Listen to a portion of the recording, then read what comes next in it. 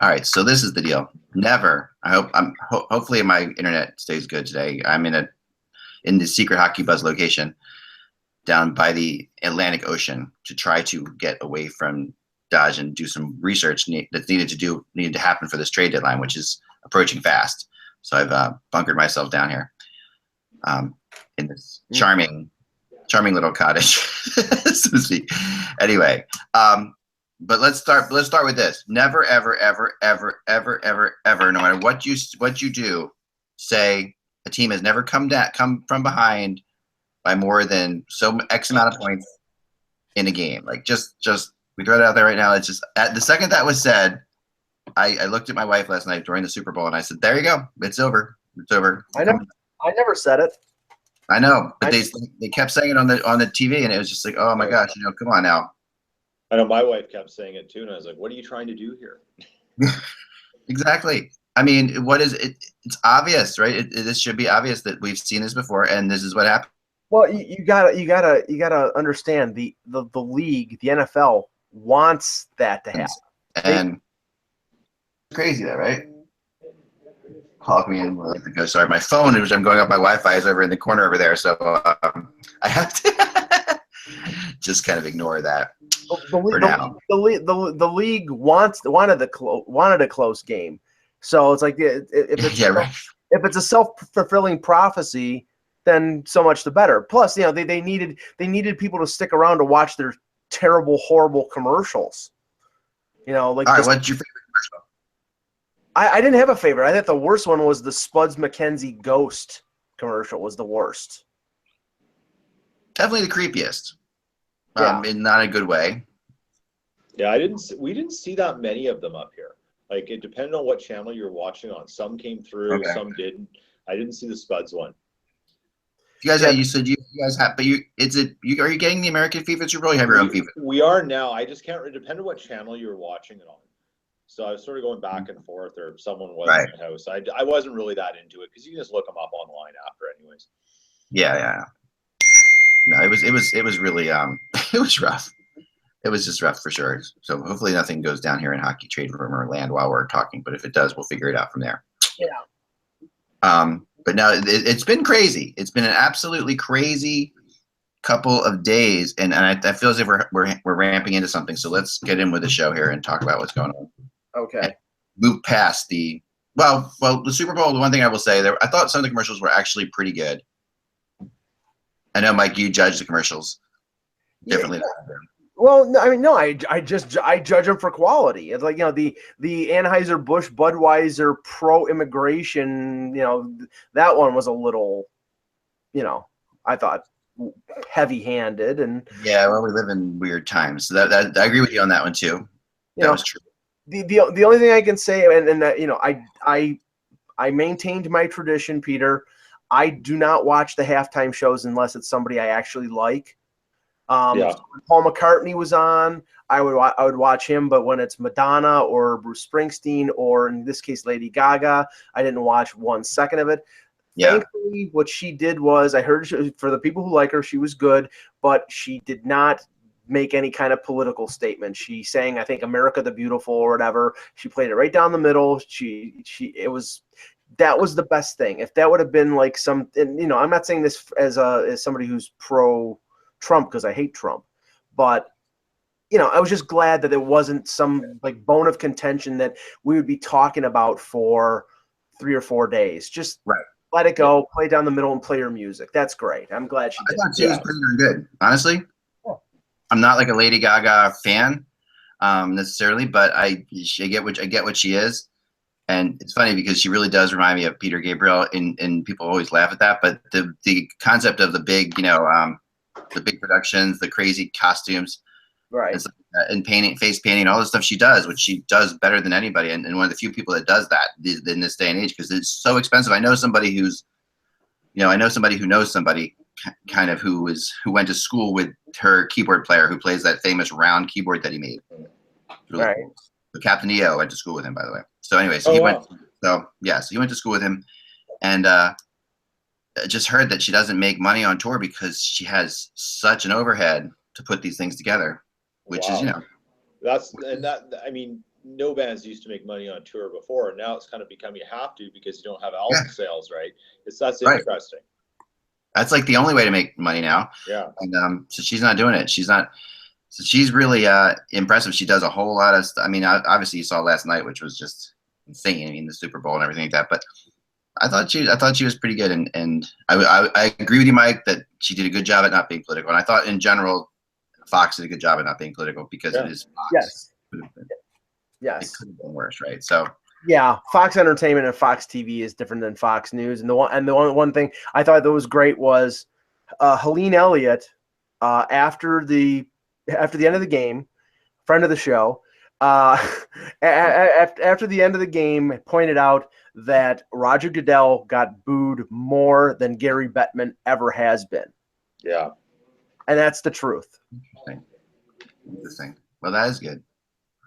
I mean, interesting twist on things. I my feelings on Bettman booing. I think that's the most stupid thing in the world. But anyway, yeah. Let's get started. Let's start into the show here. But my favorite commercial was the Malkovich commercial. To be honest, I'll just throw that out there. That was good. I like Malkovich. But and what's so funny about that is all these commercials that cost hundreds of thousands of dollars to put together. That one costs like $5. Whatever. It's just him in front of a computer. Yeah, and that's what's kind of cool about it. I just thought it was just really funny. There's an entire movie about me being me. That was awesome. Can I just say that Anthony Hopkins' career has really gone down the tubes if he's going to be in a Transformers movie. That's all I'm going to say. Okay. Oh, one more thing. The Terry Bradshaw thing with the stain, that was weird, but at the same time, beautifully played for social media. Yeah. Because my wife comes in and she's like, something wrong with Terry. I was making dinner in the other room. She was, something's wrong with Terry Bradshaw's shirt. He's got this big stain on. I'm like, that's weird. What's wrong? And it was until you bring it out later. That was beautifully played, and yet I didn't see that as one of the top commercials when most of the people went. But anyway, I think the Super Bowl is exciting, but I still think give me a 7-game Stanley Cup Finals any day of the week. I'll throw that out there. So anyway, let's start in with the show. The date is I don't have my phone, so I can't tell you. Monday, February 6th. Monday, February 6th. But fortunately, I did figure out how to get my texts on my computer, so that's good. So if I see anything interesting, I might have to jump off for a second. All right, here we go. Hello, Hockey World. It is Monday, February 6th, 2017. I'm Michael Agello. I'm Peter Tessier. And I'm Eklund. You're watching the HockeyBuzzcast on HockeyBuzz.com. This is the podcast that comes every Monday through Friday at various times right around between 1 and 3 in the afternoon generally. You'll find us on here. And there you have it. Depending on the time zone. Right.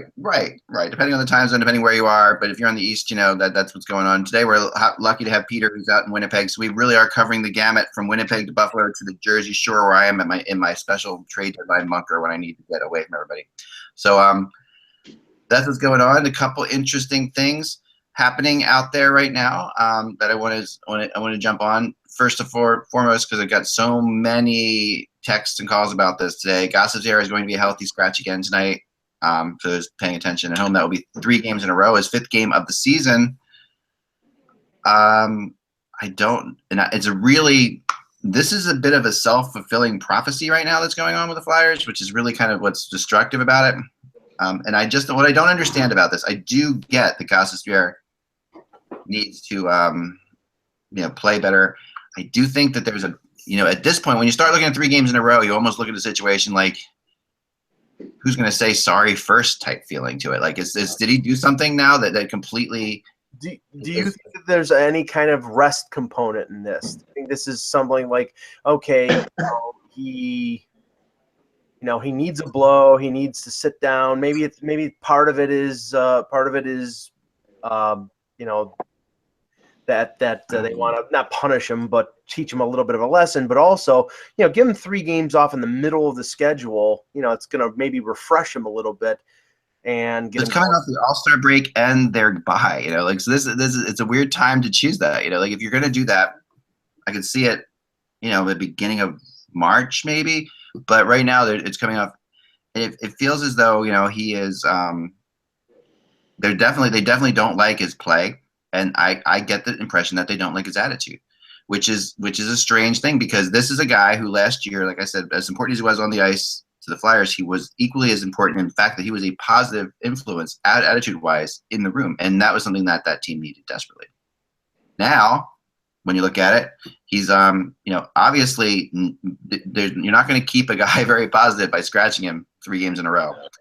And, you got other guys coming in there. Konechny's back tonight. And that's the weird thing, too. So Konechny and Gostisbehere scratched for 2 games together. Konechny comes back tonight and goes to skill. The other weird thing about this is the Flyers have been relatively healthy this year. So, you're in a situation where you can do this. They haven't had to bring up people very often. Their defense has stayed pretty. They've knock on wood. They've been healthy, right? So, I never know what this says. The message just sends to a young player. But I thought for sure he'd be back tonight. So him being out 3 games is more than just a scratch. Are things like this though part of the idea that the coach is trying to make sure he keeps control of what he wants, as opposed to giving a player too much, even though he's had success, and saying, well, you can work your way out of this on your terms. No, you got to work your way out of it on our terms. This is how the program works. Is that what I think you're dead on? I think you're dead on, and I think that's what's happening in this situation. I think you have a college coach who came out of college, right, and who is coaching a kid who just came out of college too. So there's to Hackstall, Gostisbehere, who even though he is a pro, he's still in his wheelhouse to start, and I think he feels as if he knows how to handle guys who get maybe too big for their britches in his mind, and Joe go out there and it's a strange thing though, because I would not call Gostisbehere too big for his britches, at least from where I sit, like from talking to him but that's definitely. Well, I mean, externally, from your viewpoint and my viewpoint, guy was a Calder nominee. He was on the World Cup of Hockey on the Team North America. He had a very impressive rookie season. Yeah. So you would think that he would be allowed to sort of do what he was doing last year. Now, if there's sort of an attitude adjustment that Hackstall wants him to play, say, more stringent defensively, wants to be a little more conservative, not take as many chances, that sort of flies in the face of what Gostisbehere, what he does best. And sometimes players don't want to change what has been successful. If he's successful at something, they want to stay with what's successful. No, you're exactly right. And sometimes teams shouldn't want to change that either. This is not the reason you're losing this year or having struggles this year is not because of Gostisbehere, in my opinion. It's he is, especially now that you don't have him in the lineup and you see that the Flyers have scored, 2 goals in 3 games or whatever it is. So it's just like crazy. I mean, it's just pretty crazy to think that this is going to keep working, that this is going to help you improve. I don't know. It's an interesting controversy for sure. I really felt as if tonight would be the night he would come back. I thought it was just given the time, but now that he's not back, I'm wondering if there's something bigger to this. It's not going to be too long before his name going to start popping up in trade rumors because we're heading into the trade deadline. Well, I was gonna because when I was talking to Peter earlier in the day, about obviously Trouba's name will continue to come up until he gets moved or signs a long-term extension. And I'm not creating any rumor here. I'm not doing anything. I'm just saying this would be the type of defenseman that in a Trouba deal they would want because Cheveldayoff says, I want a top 4 defenseman. Well, I think that's basically a 1-for-1, and I don't even know if the Flyers would do that. Probably not, but that's the type of deal. We were trading a right-hand shot defenseman in Trouba, a guy who's going to be good for a decade. This is the type of return we want. I don't think it's realistic unless it's a scenario like this where all of a sudden the team or the coach has soured on the player. And I'm not saying that's either. It's a curious thing, and to tie in the Trouba aspect there, Mike. Like when we were talking before, when's the last time we've seen a 1-for-1 D deal? Like in terms of defense, I can't recall one. Other than Subban for Weber, which was just out of the complete. Yeah. Okay. Sorry. But that's such an anomaly that. That's an extreme case. I mean, I agree. Right. That's the extreme one. And I even forget. It's the biggest deal we've seen in ages, and I still even forget about it when I'm talking about the subject because it's right. You just don't see those. But I mean, we're not talking 2 top defensemen in the league here. We're talking 2 guys who could be top defensemen, but not at the prime, not with the sort of the persona and the publicity around them. But you have to wonder if there is an issue with Gostisbehere and Hackstall or with the Flyers, with what's going on in the NHL and who's looking for pieces. It couldn't be a better time maybe to have him out there, even if it doesn't happen by the deadline, but moving into after the expansion draft and the trade and then the regular draft. It could be a very good market for Ron to get out there and do something quite interesting.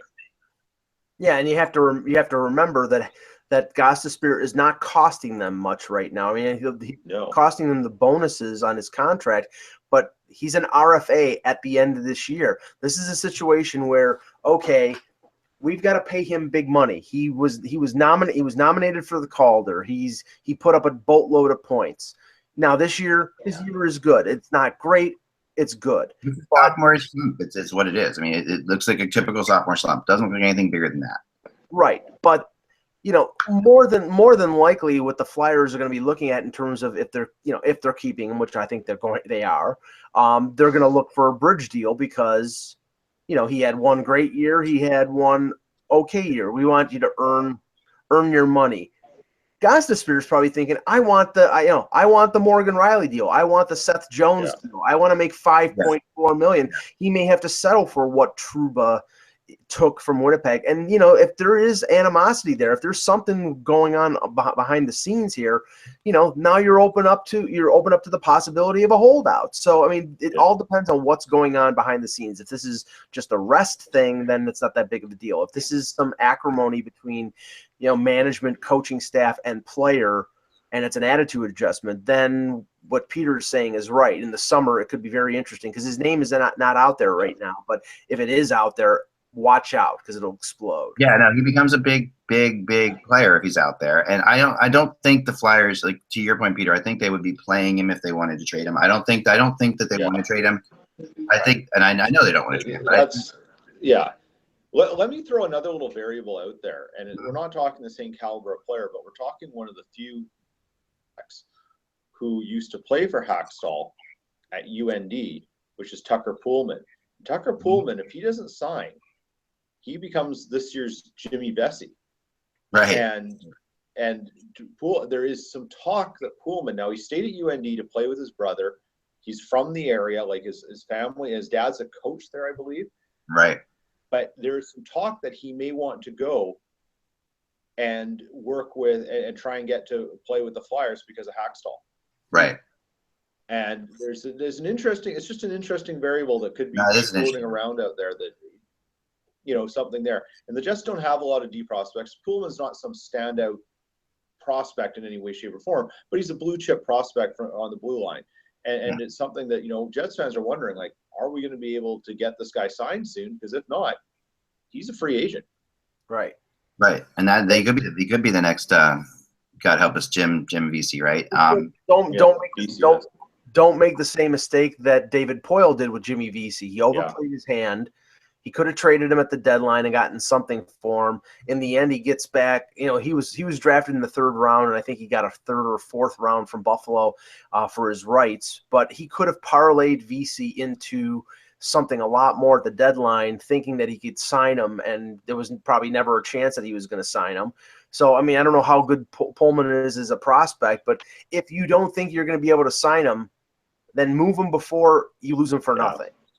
Yeah, absolutely. I mean, that and Hackstall loves his UND guys for sure. So that would be a really interesting. I mean, we've seen whenever they come to town, like Jonathan Taves is a great example of it.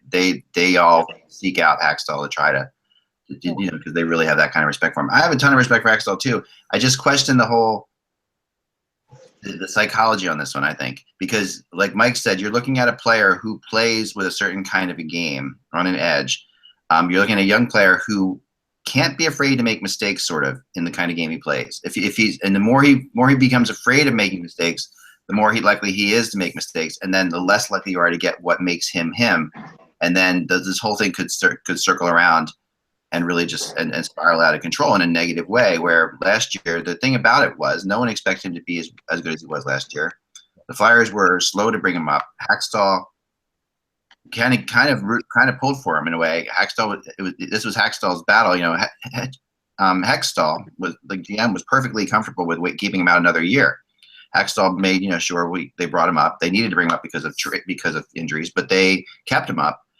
And so maybe this is something where Hackstall feels like he's been betrayed or something, and because he was really the champion for Gosselier. There's a lot of psychology going on this one, and it's just it couldn't come at a worse time for a team that is sort of really in nowhere land right now, in Philadelphia. Just no idea whether they're a playoff team or not. They don't seem like a playoff team, but yet they continue to stay in the playoffs because they had a really nice winning streak earlier in the year.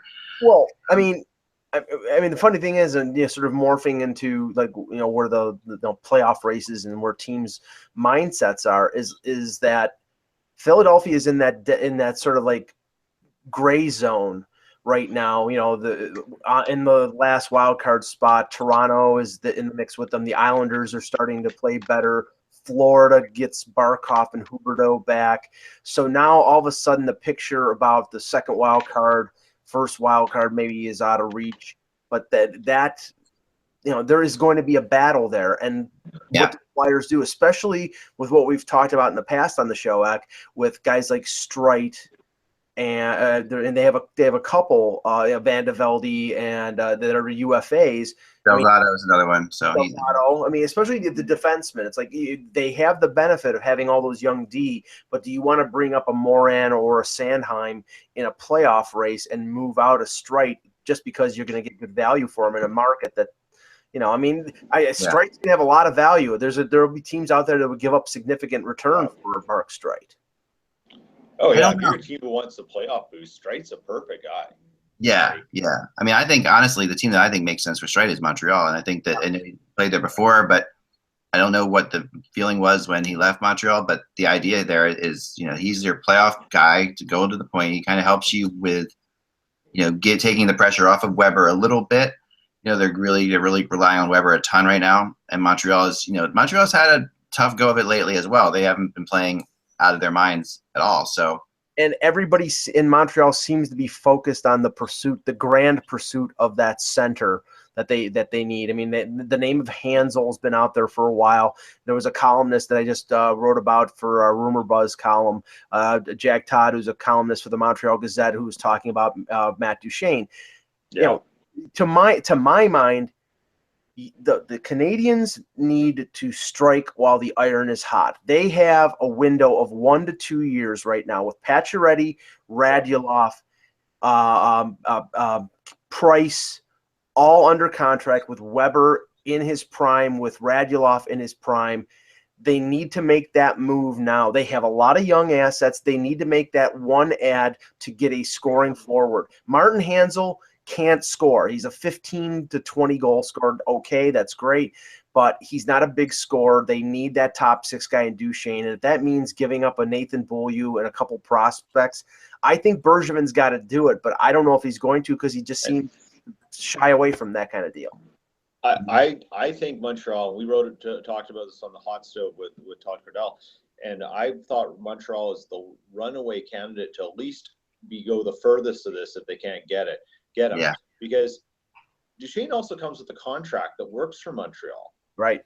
That's the other thing, and he's not old. Like he actually, if Montreal's got a window that's X big, he might keep it at X big.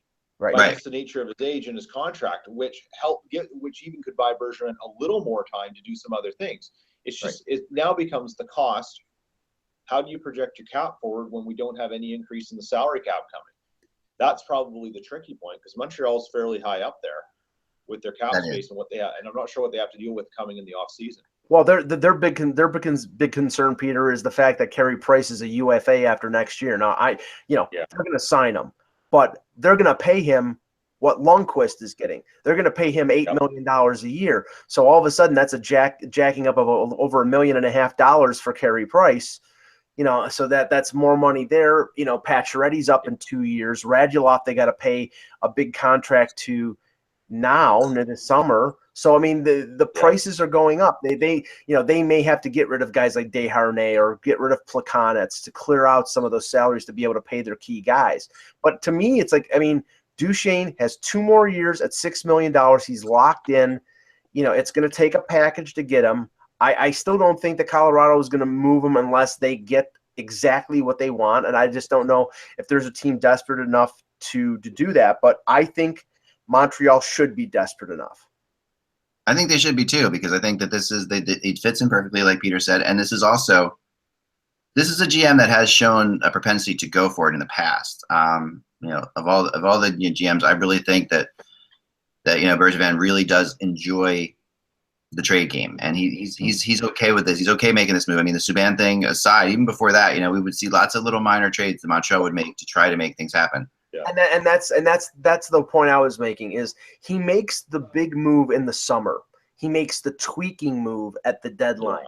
He did. Yeah, but like you said, though, Mike, to counter you maybe, is the concept here that I would say, in the East, this is wide open right now. Like if you're Montreal, you add one more player, right? You could potentially take it. I mean, the East, the whole league is pretty wide open, but the East especially. But if you're Colorado, what, we don't even know what they want to do. We just know that Duchesne's rumored to be going out. We don't even know, there's no idea what the master plan is. Are they going to strip it right down? Are they going to try and add things? Do they want to add pieces that they can use by trading Duchesne? We have no clue what the end goal is here. But if you look at Montreal's, what's coming off their salary cap this year, so they're going to re-sign Radulov, but they're losing Desharnais. They're losing, I mean, who knows if the ageless Andrei Markov will return or not. But that's right there. $1. So if you sent Desharnais back to the Avalanche, and I'm not saying that's an equal turn, that's just a salary piece, and he's a free agent. They love that. Right. They take the salary back, they're paying less out, and it's moving money around for them for the current.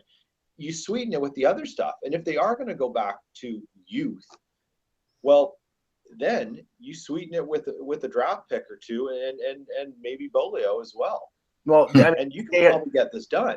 Desharnais would be the salary dump. I mean, that would make a lot of sense, and that's fine. Yeah, he's a UFA, and they'll take him. They're going to need to field a roster anyways. Right. And Desharnais, they would love to move out. I mean, they've tried to move him out. So, I mean, but Montreal's is the great fit for him. I mean, Landeskog as well. Montreal's not going to get both of them. I don't think Colorado's moving both of them. I think Colorado wants to move one of them, to be honest, but they're open to both. Well, let's say this. I think that that Colorado wants the same package for either one of them, and teams are not going to trade what Colorado is looking for a winger, no matter how good he is. And we know that Landeskog is good, but Duchesne is a center. And that allows Therrien the flexibility of possibly moving Galchenyuk to the wing, or if they include Desharnais in the deal, then you have Plekanec, Galchenyuk, and Duchesne as your top 3 centers.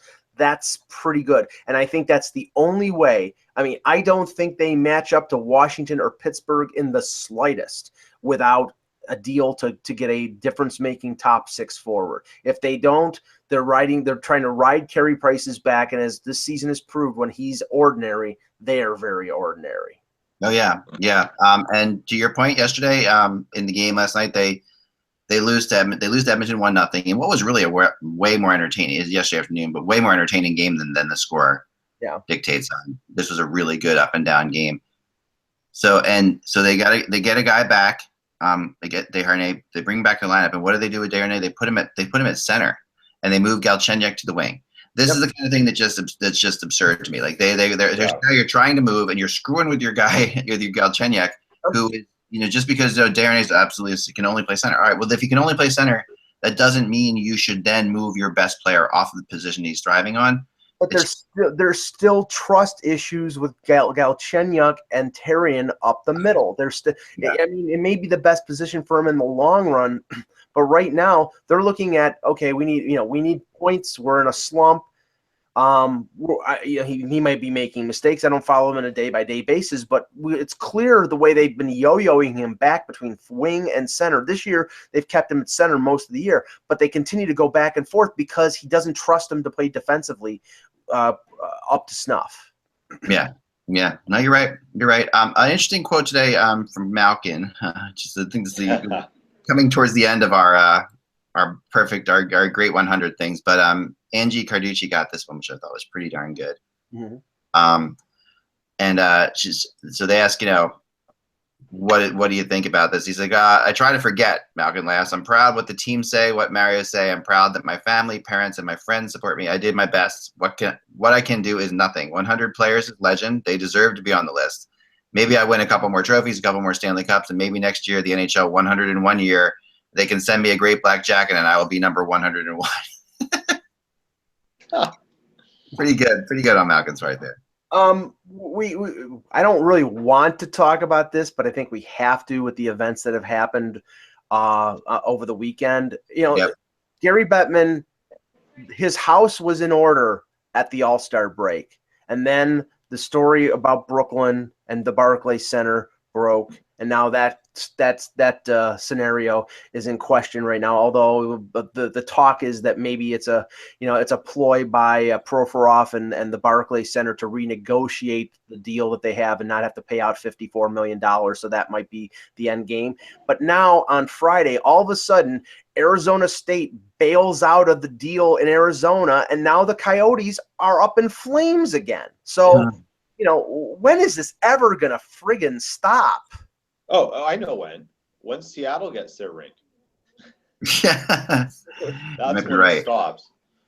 A new landing spot of people who have an appetite for sports and have a building they have to fill, and someone with a net worth of $1 billion lying around willing to take the risk. Seattle can't build this situation, Peter. I mean, this is not altogether unfamiliar to you. I mean, this is you're sitting in as you sit in Winnipeg. I mean, this is completely this is what happened before, right? And you can tell that this was not predicted. Because Darren Drager came out on Saturday and said that Arizona is completely shocked by this happening, and they have basically no backup plan. Well, you know what that means? That means renegotiating with Glendale after they told Glendale to go F themselves. Yeah. Now all of a sudden. I think there's still room to negotiate. When I tried to talk to people, the reason I haven't written about this story yet is I think people jumped in a little bit early. But I could be wrong. But I still think and I know what's been said and what has been written. But talking to a few people out there that I know, I think there are. I'm not gonna say there's a B plan, but there might be room for negotiation still that's going on with this thing. That there could be a surprise. Well, maybe we'll play there after all type moment. But this is the problem, Mac, and you may very well be right, and your sources may very well be right. But the thing is, it has been proven that right now the money that they're making, the location is not amenable to that franchise. It's basically keeping their head above water at best. They're not going to make money. They're not going to thrive in Glendale. I know people who live in the Phoenix area. The hockey community is in Scottsdale. It's in West Phoenix. It's in in Tempe. Yep. And they're driving 45 minutes to an hour through the city at rush hour to get to the game. So you know what? That's an unmitigated disaster. So they have to figure out something, or Gary Bettman start hiring the Mayflower trucks to move that team. And the point to that, Mike, is that you're bang on with that. Do you know how many Canadians in the Western Canada vacation down there? Vancouver, you used to be able to buy a tour package that would get you to a Canucks game in LA, Anaheim, and then Phoenix. And they had the schedule makers do these things, and people would come and travel with the team, do some, get in the sun and everything. The amount of people in the prairies who go down to Phoenix is unbelievable, and particularly from Alberta. I mean, half of Phoenix, I swear to goodness, is Albertans. No, there's no question. And that's, and as Mike says, the geography in there plays a huge role. They want to be where they can golf, have all the other amenities, and do things. You throw in hockey in there. The biggest nights of the year in Phoenix are in Glendale, or when a Canadian team's in town. Well, and go ahead. That's why they're in the division they're in too.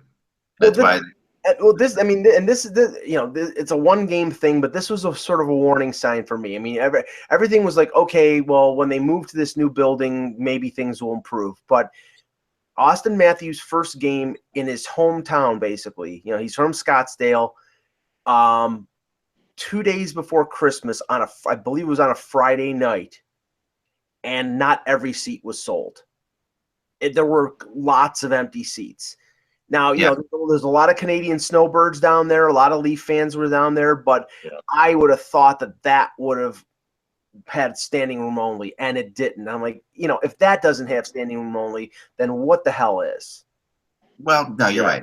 You're right, and that is a big thing. I mean, the problem, here is there's so many issues with this to get into, but I mean, the one thing I keep coming back to is if you're really depending on a college team to help you get to where you have to get to, that's not good. That's not good, right? I mean, I understand that there's a reality to this, but really, honestly, to think that this team is in trouble just because a college team bails out on sharing the rink with them, that's not good. They were going to I think they were going to contribute state money, and it wasn't just ASU. I know, but yeah, right. But the point is that the reason that, like, in the situation like Winnipeg is not, when the Winnipeg Jets are not depending on anybody else to do this kind of, like, they're self-sufficient, and they can, I mean, they're going to get other events in the building, obviously, but they can survive, without someone. No one can just pull the wool out from under them. And this, to me, pull the rug out from under them, pull the wool over their eyes. But to me, this is a situation where you just have to sit back and question that, and question how much they put into this fact that this college was going to help them. That's not. Well, it wasn't just help them. It wasn't just to be partners with them. It was also, because Arizona State basketball, I'm sure Arizona State hockey would have been taking up dates. They would have had concerts. I know. Yeah, it's it's what they need, right? It's what they need. And I don't understand. There's so many things I don't understand about this. I never thought they should have left where they were. Even the American West Arena, which was tough, but it was right downtown. It was really easy to get to. You flew. Everybody who's ever flown into Arizona and Phoenix knows that you fly right over the American West Arena. See it right there. It's right there next to the airport. That's super convenient for everybody. So, the NHL, though, will never let it happen. They will never let this team move. So the question of what Seattle means to them is up in the air. I do think, I don't know. I do think Seattle could use a team. I'm a big believer that Portland, Oregon could have had a hockey team. I don't understand why that hasn't been explored more. Or Houston. Yeah, or probably. I mean, Houston has a history. It's a problem with, like, Houston's sort of like Kansas City in some ways to the NHL. It's okay, but Portland, Oregon, and I mean, there are some issues with Seattle that are similar to Buffalo and Toronto. Seattle and Vancouver, there are some issues there that I know used to play into it. But I've never, I understand why they want Seattle. I understand why people believe in Seattle. I've never been a big believer that it would do much as a market. There's something about it. Seattle is a football town. It's a baseball town. It was a basketball town. Never seen this desire to make it a hockey town. Yes, they had the Seattle Thunderbirds. Yes, there's the Everett Silvertips. Yes, there's the Tri-Valley or Tri-City Americans in interior Spokane Chiefs. They're all there. I get it. But Seattle has never cried out for a team. There's never been some champion person there to come and say, bring this here. Paul Allen, Bill Gates, give us your money. Let's go.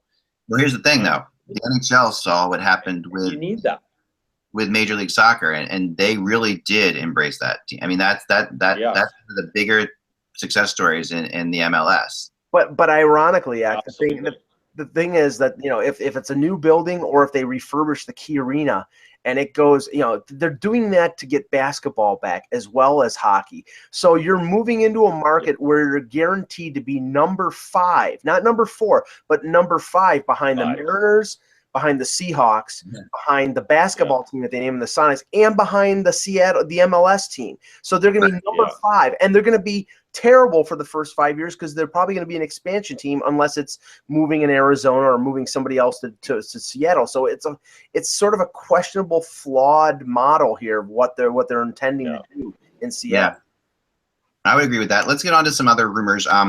Cool. Let's get into the Shattenkirk talk because it's the law. Talk about Shattenkirk every day. The tea leaves are still pointing towards and really right now it's a lot of tea leaf reading, to be honest, because it's still now the word came out now, the reports, and I checked into this, and I think it's a little bit exaggerated. I feel as if this really didn't happen the way they're saying it, where they said that that there was a team that had the rights to talk to Shattenkirk. Right. I looked into that, and it was more about they are willing to give a team the rights to look into Shattenkirk, but then there was actually a single team that did this. I could be wrong, but but the people I talked to, that's what they thought was happening. And if there was a team, it sounded like it could either be New Jersey or Tampa. I think that those are two possibilities. I know it wasn't a Canadian team. I know that. I got to talk to both. I talked to people up there. So, but I do think that all this, the fact that this got out, it all shows that they're willing to move Shattenkirk and actually want to move Shattenkirk before the deadline, which is I think a change in philosophy in St. Louis for now. So, well, the funny thing is, and I've been, like for Rumor Buzz and just for my own edification, I've been just like reading everything about what's going on with Shattenkirk over the last couple weeks, and it sounds like that more offers are coming in for Shattenkirk as a rental than as a sign and trade. They want to make it a sign and trade because they can get the value back that they want, but in a 2017 draft, which is considered subpar, they're probably, if it's a rental deal, getting an offer of a first round pick and a prospect, and that really doesn't move the needle for St. Louis. They're getting a draft, a mid to late first round pick in a weak draft, and a prospect who may never make the team for a guy. It's simply, they waited too long. They should have traded him in the summer when they had a lot of value and they left. They tried. They tried it this summer. They tried it last year's draft really hard to trade him. The last two drafts, actually. Well, they overplayed their hand because if you remember when we were talking all the time during the draft in Buffalo about how the rumor was that Shattenkirk it was Shattenkirk going to the Sabres. It was out there all the time, and then apparently they wanted too much from the Sabres, and I don't know what they were asking for, but the Sabres went to Plan B, and the Plan B was Dmitry Kulikov, and look how well that turned out. Yeah, right. I know, and the Bruins, it really felt like they were close to getting into the Bruins as well, and that fell through as well. Now the Bruins are still involved in this one. Toronto is definitely involved in it. I think the whole concept of rental versus long-term solution really isn't up to St. Louis, that they want it as much as they want it to be. That really has more to do with other teams, and what they want to do. Yes, you can get more for him as a long-term solution, but the reality is, teams like you said, and one of the big parts of this too that has to be remembered is any team that's good enough to want Shattenkirk as a rental probably has enough defensemen that they have to protect already in the draft. And so when it comes down to it, you have to remember that that Shattenkirk goes from being an asset to being a liability if you have to protect him.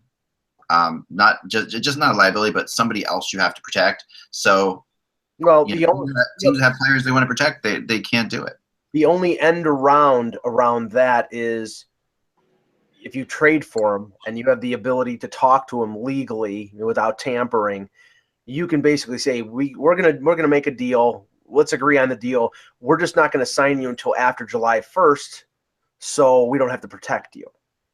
Even if, right? Yeah, the thing about that too is again, let's remember, expansion draft, flat salary cap. How many teams are going to be coning up to belling up to the bar with the checkbooks open for Shattenkirk? He may want to get into that position where he says, "Here's a team who wants me." Yeah. Let's negotiate it with a team that wants me. No, you're dead on. Max dollars as opposed to getting out in the market and then wait a second. No, you're exactly right. And I talked to an agent who said the exact same thing, that if he was Shattenkirk's agent, he would get him signed right now at all costs wherever he can find it, and might be going for like $1 million less than people think per year than people think. But when all shakes down, no one's going to get more than that. So at least right now, he has the ability to perhaps sign anywhere he wants to if he accepts a trade and if this all can be worked out. That's just a lot to work out between now and March 1st. And it doesn't sound like there's more involved in this than just the next 22 days can get done, I think. To get another team to negotiate a new contract with them, to figure out what pieces are going to happen. All the while, your team in St. Louis is battling for their playoff lives. So this they're battling to say right now. If I'm them, I say right now, Shattenkirk is not going anywhere. Forget it. He's off the market. We're done. And then just try to make the playoffs or move him immediately. Like just one or the other, but not wait, because they cannot wait 22 days and expect to still be in the playoffs. The likelihood of them making the playoffs took a definite turn for the worse yesterday when it came out that Robbie Fabry is done for the year with an ACL injury. I mean, they were having problems scoring before they lost him. Now without him, I think maybe they stay in contention, maybe they sneak into the wild card spot. But honestly, it's like, I mean, I don't think that they're going to repeat the success of last year. And they lost Backus, they lost Brouwer for nothing. Except cap space. And if that's, if you want to do that with Shattenkirk, be my guest, but you're not exactly filling your coffers with prospects if you keep them and then let them go for nothing, because they're not signing him. That's the definite. He's not re-signing there. So either trade him now or tell everybody he's off the market. Yep. Another thing I've been following this morning a little bit is Patrick Sharp rumors, which are starting up a little bit. Now that's I'll be writing about this later today and probably adding them to the rumor chart at some point here. It does seem like Dallas is very open to this. Mm-hmm. It does seem like, Dallas is still in the playoff race as well, but they are doing more. It's a little different with Sharp because you can move him a lot easier than Shattenkirk if you need to. And then you also have the Chicago Blackhawks who love Patrick Sharp, who would love to get him back, and who, Jonathan Toews loves Patrick Sharp. Yeah. So you get, if you can get Sharp in the right spot, you can actually make a move there. I wouldn't be shocked at all to see Sharp go. I wouldn't be shocked to see Oduya go as well, not to Chicago necessarily, but to another place. Like, if I'm Montreal, I'd be all over Johnny Oduya. That's like the perfect kind of player that I think to grab. And I think Bergevin was part of the Chicago organization when Oduya was acquired from Winnipeg, so that would make sense. The thing with Sharp though, Eck, is that Sharp's making $5.9 million. So, the Chicago rumors have been out there, and they make too much sense because, like you just said, but Dallas, Jim Nill will have to take half that salary for Chicago to be able to fit him under the cap. They're just too tight up against the cap. They probably want a guy who's a rental and an expiring contract, but they can't take almost $6 million in salary. No way. Right. And I heard somebody say today, well, they know he can do it because he doesn't care about the playoffs, because, he knows even if he makes the playoffs, they're not a Stanley Cup contender. And I can tell you flat out that no team has ever thought that way. Like that it's so funny when I hear people, that's a media thing to say, oh, they're going to make the playoffs, but you have to make the playoffs. Every team that makes the playoffs thinks that they can be the team that finished in 8th in the conference and goes and runs the table because the goalie gets hot or whatever. All these teams, and all of them are right. They could be, because the reality of it is that's how the league works, right? So you can't sit back and say that, and Dallas isn't going to sit back and say that at all. There's just no way that happens. It's not going to happen in Philly. Philly put Philly in the same boat. They're not going to sit back and say, oh, well, we're not going to make playoffs anyway. No, they're not going to look at it that way. I mean, they'll move Mark Streit if they get what they want from Mark Streit, but otherwise they'll make a run with Mark Streit. That's what they'll try to do. Let me throw another name out for Patrick Sharp. What do you think about the Ducks? Yeah, look at who their leading scorer is right now and who isn't scoring. Yeah. You wonder. Left wing. Yep. Expiring contract. Yeah, true. It's true. It's a good point. I mean, I think the Ducks are. It's money. Ducks and money is always a tough spot. That's the one thing. When I think about the Ducks trading for a guy like this, immediately think about they don't like to spend money at all. They always keep their cap relatively low. Well, yeah. I mean, yeah, and that's a concern. But right now with the Ducks, I think the larger concern. I mean, they're clearly looking for scoring help before the deadline, and I think they're going to make some kind of move. But they, unlike most teams in this league, their backlog is on the blue line. They have so many young defensemen right now, and that's where, like, I think a team like Toronto comes into the mix, because you've got not only the big three and Vatanen and Lindholm, but all these young defensemen like Montour and Theodore and Jakob Larson and Manson, who so most of those are exempt, but they have a dilemma on the blue line. And Sharp's making 5.9, Van Riemsdyk is making 4.2, and he had a contract for another year on a very controllable deal. I think if Bob Murray is saying, okay, I can give up the same amount for Sharp or the same amount for Van Riemsdyk, he's going for Van Riemsdyk every day, including Sunday. The difference, yes. I think so too. But maybe they don't want Van Riemsdyk after this. Maybe they just want him for the rental. And Sharp's playoff pedigree, sure, that's way more than JVR's, right? And remember, GMs and coaches, particularly someone like Randy Carlyle, are going to get caught up on playoff pedigree. That's something that translates into their minds in the Randy Carlyle world of thinking. No, it's enormously huge, and you couldn't be more right. I mean, there are 3 teams that I think, Chicago, sure, because the history's there. 3 other teams that I've been looking at with Sharp and trying to get information on, and I only have information on one of them so far, are Washington, who, again, and Minnesota, and I was just going to say Minnesota. Yeah, and LA, and those 3 teams are 3 teams, that I think are all teams. Now, in Washington and Minnesota, you have 2 teams that have been very good for a couple of years and had very little playoff success, right? And that's why Justin Williams was brought to Washington to help that. You bring Patrick Sharp. Patrick Sharp is a big goal scorer. Yep. That's his game. He won series for Chicago. He's scored game-winning goals. He's scored series-winning goals. He comes up with goals at huge times. He's a really sharp, no pun intended, really smart player, I should say. Yeah. But Patrick Sharp is a really smart player. He would be great in a place like Toronto, honestly. Which might, if Toronto's on the edge right now and looking in, because that's the kind of veteran that I would want around my young players in Toronto. That's the kind of guy I'd want to help. Of the teams that you've just said, I think the one that makes the most sense. I don't know if contractually in terms of money, because I think Minnesota, I think they have less than $1 million in cap space, but that can be maneuvered around. Is Minnesota? I mean that. Yeah. To have him go up head to head, because it's coming down to Chicago, Minnesota in the Central, probably, unless which is Minnesota's worst nightmare, because they are kryptonite to the Minnesota Wild, and that's been the issue all along. The Wild have lost like 5 of their last 6 playoff series to the Blackhawks. They know this very well, and they played this game before. And Patrick Sharp has been a big part of them losing some of those playoff series. So the funny thing is that Peter mentioned the Ducks and the Kings, and also the Sharks are all in apparently on Shane Doan. Thing is,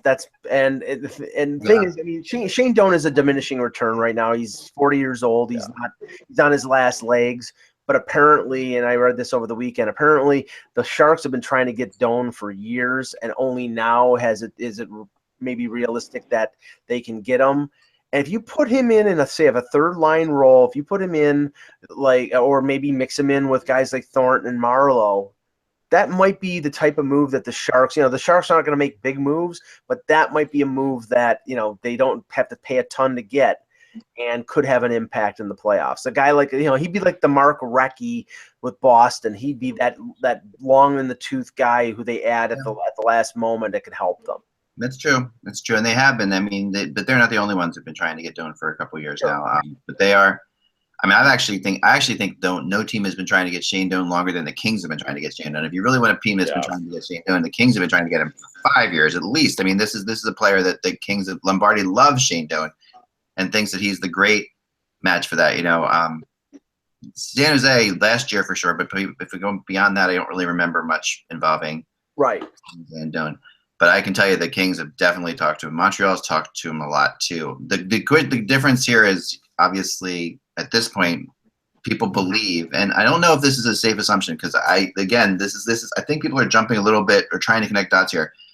They won't go to the East. It's not that Shane Doan's not going to not go to the East, I was told. I mean, I actually had one person who knows him who said to me that it's just basically like he's telling his family he's going to play in the Olympics. You're going to play for another month in the regular season and then the playoffs. So you're going to be away for a while. It's your last chance to probably win a Stanley Cup. So if Pittsburgh came calling and said, Doan, we want you in Pitt, I don't think Shane Doan would stop for a second.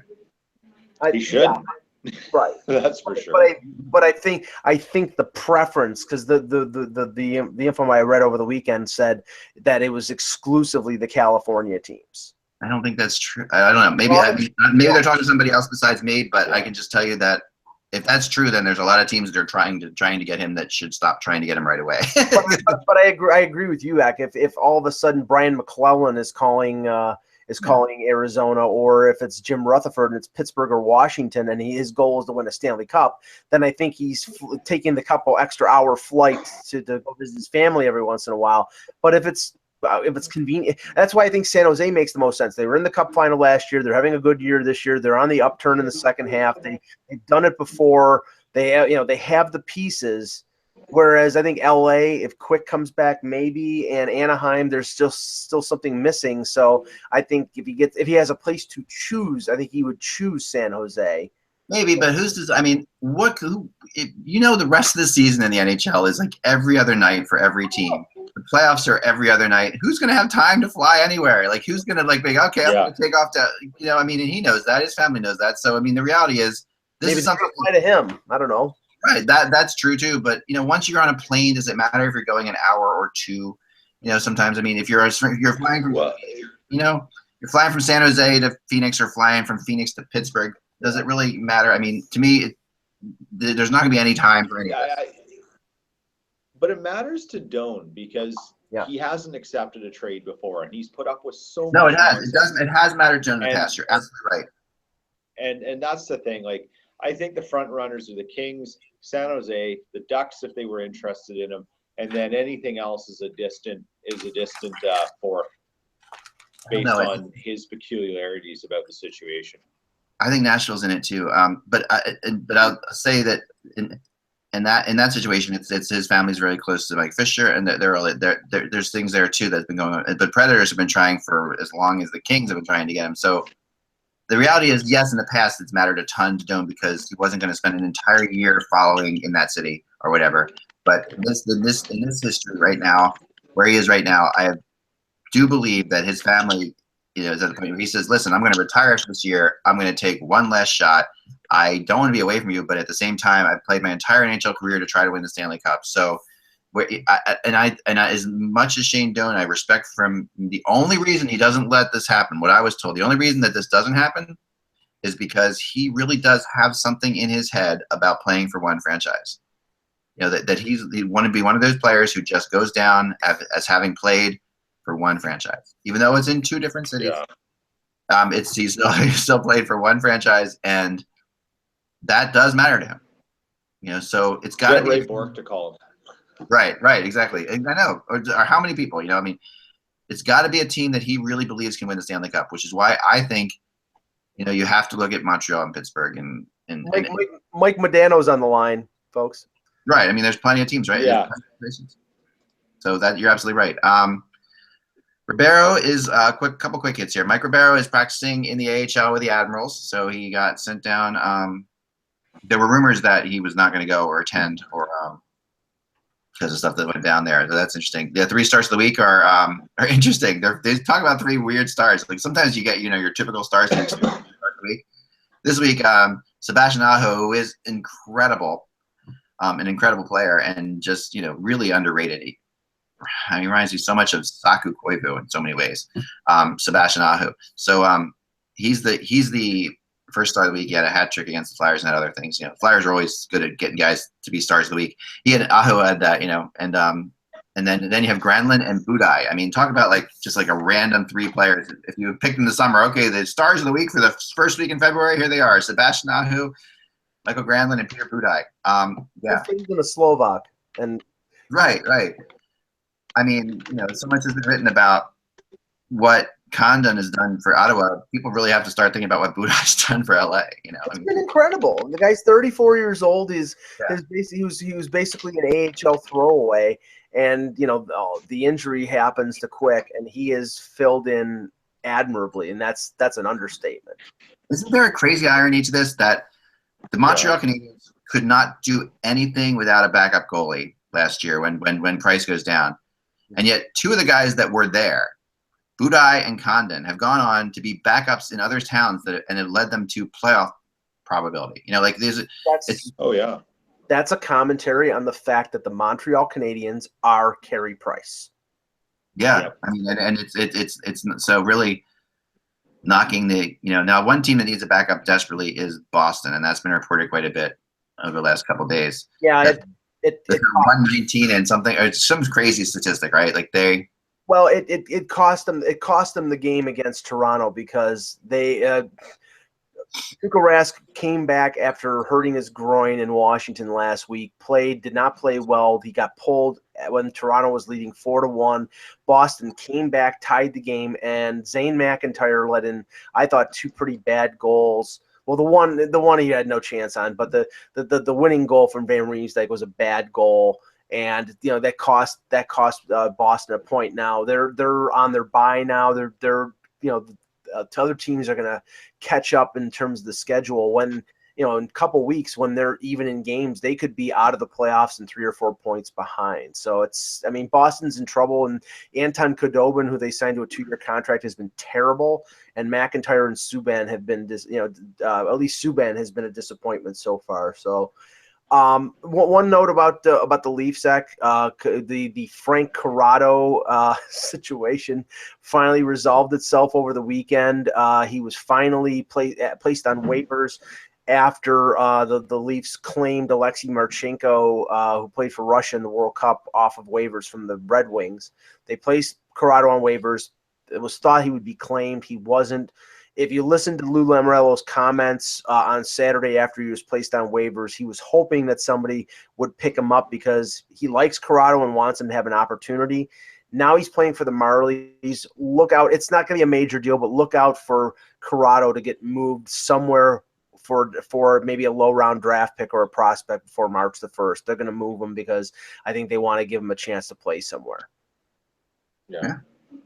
Let's talk a little Jets too before we get out of here, because we do have Peter today. I hear all these people saying, "Oh, the Jets are out of the playoffs. They're not. There's no way they're going to make the playoffs." And yet, I look at the standings and I see that they are not out of the playoffs. I mean, they're not in the playoffs right now, but they're, if they're out of the playoffs, then the Blues, are 1 point ahead of them. Now there's a couple games at hand there, or what have you, but it seems as if 25, 26, and 4. I mean, they're still in the playoff hunt. How do you think they're viewing it though?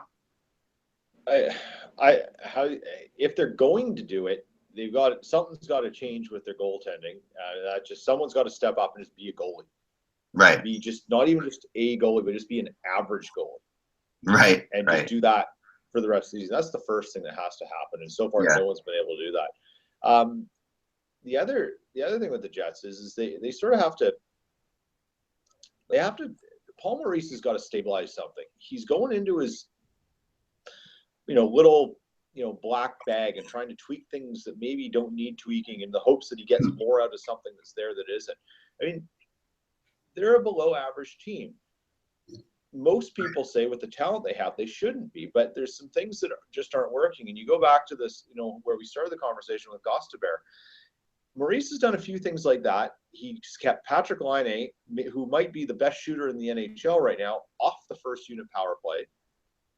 He has put Nick Ehlers, who's just absolutely come on, back down to the third line and fourth line at times when he came out and said, well, he hasn't been moving his legs. Like the real kind of, you're going to earn your time, your ice time, your role on this team. The real kind of hard-nosed stuff, he's doing it in an amicable way. But it's puzzling to a lot of fans because they see the desperations that the team could be getting wins and you're doing things to teach a bigger lesson at the sacrifice of putting the best opportunity to win or score goals on the ice. And that's what's sort of confusing people here.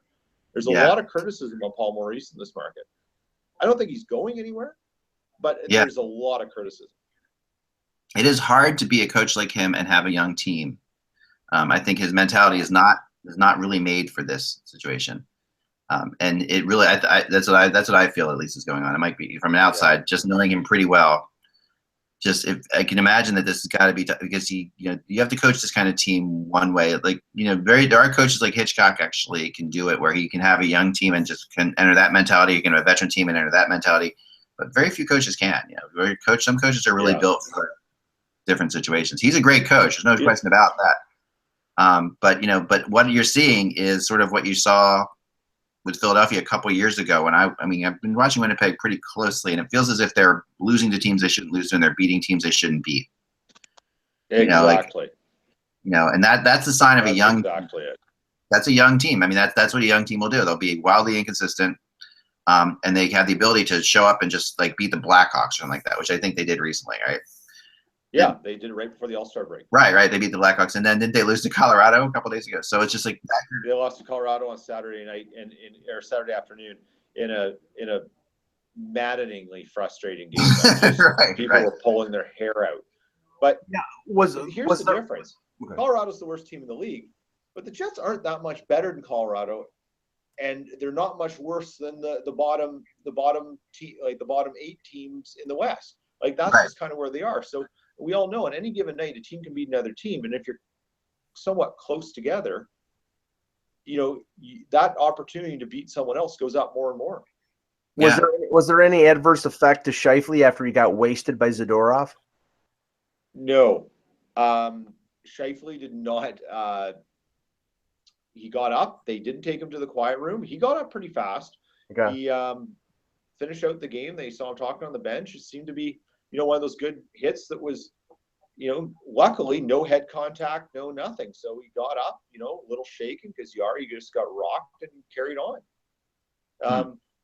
There were people here crying blue murder about the hit. It's like, come on, guys. Yeah, right. Well, yeah, that's what this. I just looked up the scores now. These are really telling and bizarre scores based on what we're seeing around the NHL. Because look, there have been 32 goals scored in their last 5 games by both teams. You're thinking at a comparison of roughly 7 goals a game, more than 7. Almost slightly less than 7 goals a game, right? So that's 4-3, 5-3, 5-3, 4-3. That kind of stuff. Every game is like you say, goaltending. You're not getting any goaltending, but you are getting scoring at the same time. So, which is again typical of a young team that can't put it all together, And so I think it's unfair. People are being a little bit fair. I think that I don't know. Maybe I'm wrong, but it feels like Patrick Laine has accelerated things a little bit, being what he is, what he is. And I remember talking to you like last year, and we're saying, okay, they got to tear it down, they got to build it. Now suddenly you've got this mega goal scorer on your team, so it changes the way people look at things. Yeah, absolutely. I mean, right now I'm just looking at the scoring right now in the NHL. You've got Laine 29th overall. You've got Wheeler 21st. Yeah. And Ehlers is 18th, and Scheifele's 6th. I mean, that's insane. That's really. I think that's more than 5 teams in the top, 5 players in the top 30. That's crazy. 5 players in the top. Other than Pittsburgh, no one's got that. I don't think anyone has that. That is really an interesting stat. Wow. That just shows you that you got some defense going or you got some goaltending going, you'd be in good shape. But sometimes you can't do both of those things. And I've talked to people, coaches about that. They're like, okay, well, we're scoring 5 goals a game because of the way we're playing. We're naturally going to give up more chances too. So there's all that stuff. So you can't just say suddenly we've got all the goals.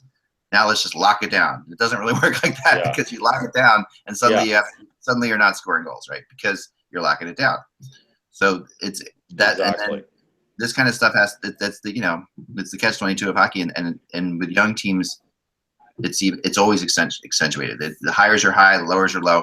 It's just completely sucks. So I love watching them though. They're really of all the teams out west. It reminds me of when I was a kid, where you had Calgary and Edmonton were so they were just these great teams, and Winnipeg was always a team I liked to watch because they were disrespected among those 3 teams.